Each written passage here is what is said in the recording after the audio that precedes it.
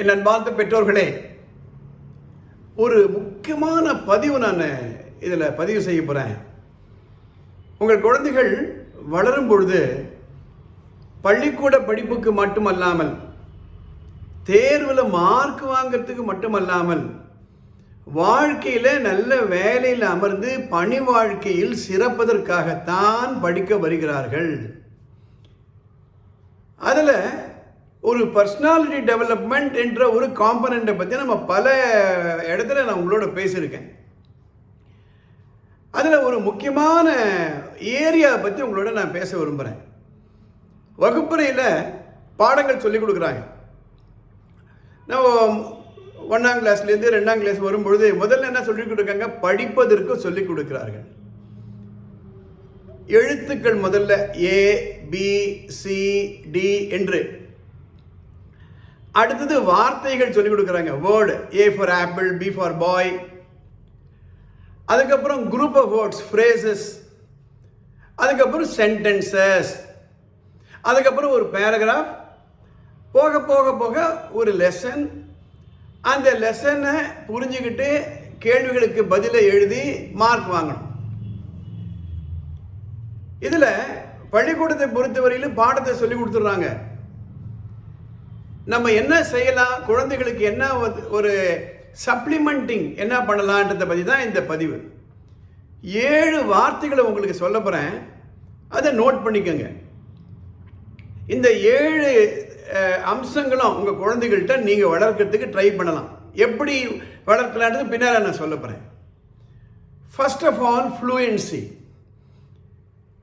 பாருங்க, ஃப்ளூயன்சின்னா சரளமாக படிப்பது.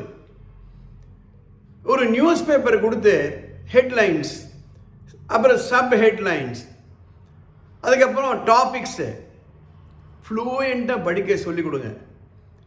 அது 3 மொழிகளில், கண்டிப்பாக தாய்மொழி. நிறைய பேர் அதை மிஸ் பண்ணிடுறாங்க.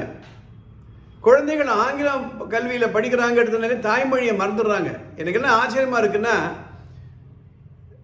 தாய்மொழி தமிழோ தெலுங்கோ மலையாளமோ ஹிந்தியோ இருந்தால் அந்த தாய்மொழி கூட படிக்க தெரியல. அதுதான் பிரச்சனையே.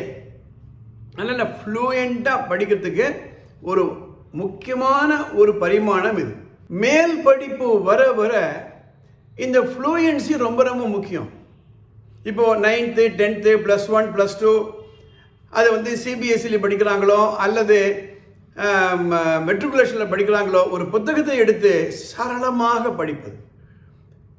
இது எப்போ வரும் அப்படின்னா, ரீடிங் ப்ராக்டிஸ் இருந்தால் தான் முடியும். அதனால் தினம் ஒரு 10 நிமிஷம் ஃப்ளூயண்ட்டாக படிக்க சொல்லுங்கள்.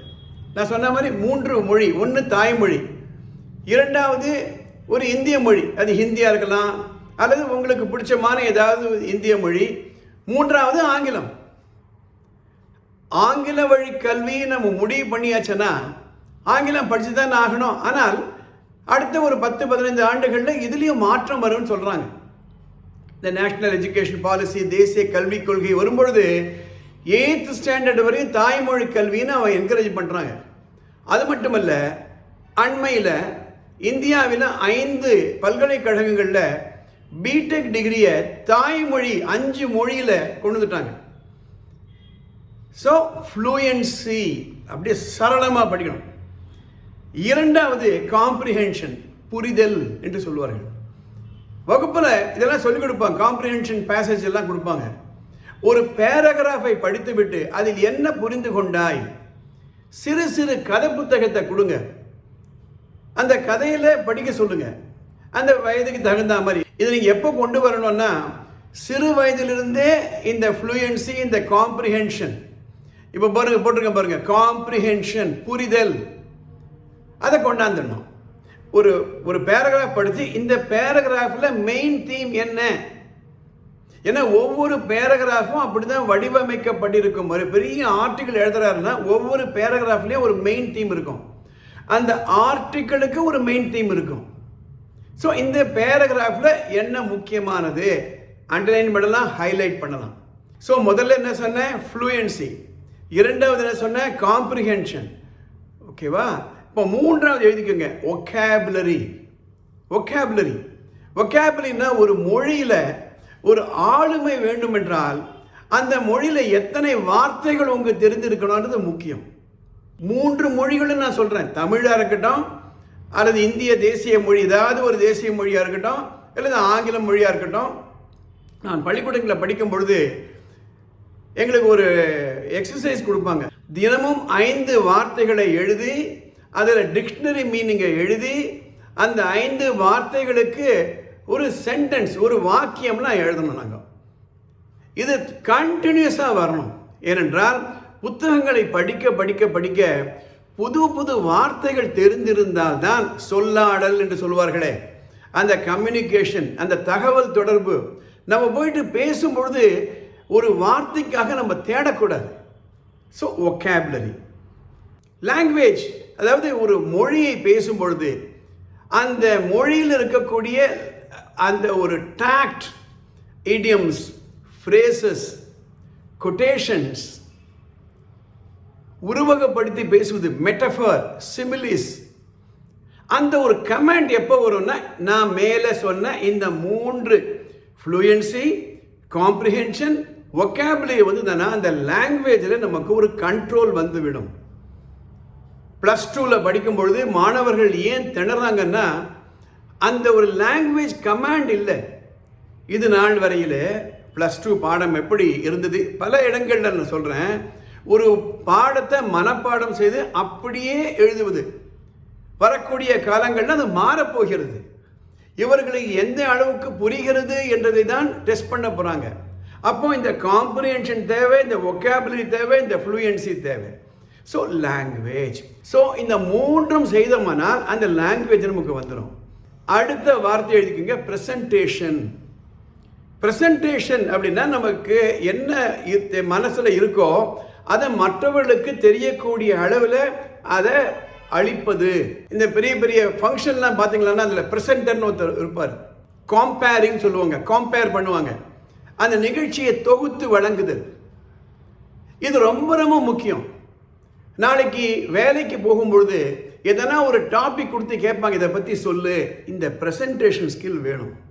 அதனால் தினம் தினம் தினம் 1 நிமிஷமோ 2 நிமிஷமோ பேசி பழக சொல்லுங்கள். இப்போ ஏற்கனவே நான் ஒரு பேராகிராஃப் படிக்க சொன்னேன். அந்த பேராகிராஃப் படிச்சுட்டு அதை எடுத்து சொல்லுங்கள். புக்கை பார்க்காம அதில் என்ன நீ புரிந்து கொண்டாய். நல்லா சிறு வயதில் இருக்கும் பொழுது இது போன்ற சிறு சிறு போட்டிகள் பள்ளிக்கூடத்தில் நடக்கும், அந்தந்த காலையில் நடக்கும். கடைசியில் ஸ்டோரி டெல்லிங் அண்ட் ஜோக்ஸ்.